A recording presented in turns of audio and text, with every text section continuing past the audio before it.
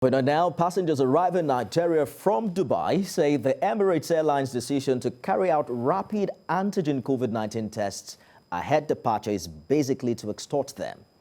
The introduction of the rapid antigen test was what had prompted the Nigerian government earlier ban on Emirates flight operations. But now the ban has been lifted. It appears the airline is still insisting on having its way. Helen Osamede-Ekins reports.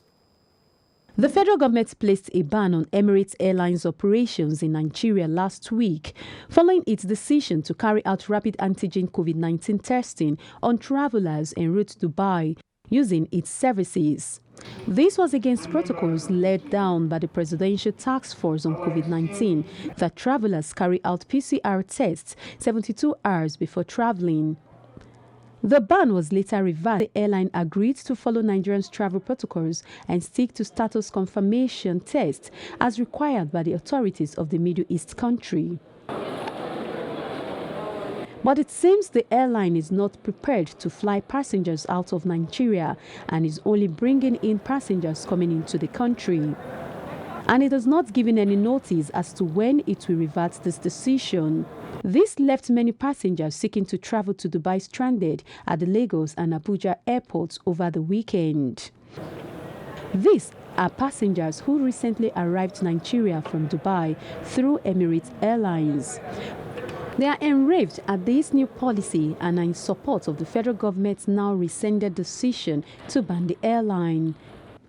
They wonder why the Emirates policy is only applicable to Nigerians. It was less targeted at Nigerians only because UAE said, or rather Emirates says, only Emirates flight can fly Nigerians to Dubai. You cannot take Ethiopian, you cannot take Egyptian airline or Turkish airline. So they narrowed it down to only Emirates airline. I think that is not the right way to put it. It's not even possible to get your COVID-19 in 4 hours. Because sometimes it's hectic, you understand? Just like mine, I did it, but I have to wait for 24 hours, even in India, before I get it. Odi Anumba was one of the passengers who protested the introduction of the rapid antigen test when it was first introduced by the airline. He believes it will place a huge financial burden on Nigerians.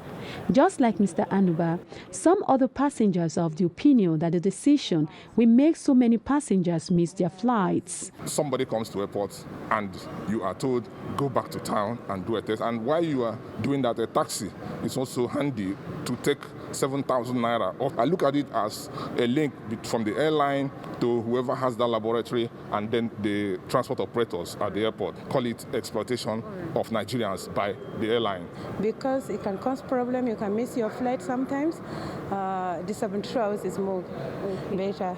And that valuable time we can use it for other things rather than spending another 6 hours prior to flight time just for us to go through some other tests when we already have done the usual PCR test at the labs, at the approved labs. So there is no need really, because the extra burden, the extra time spent is not necessary.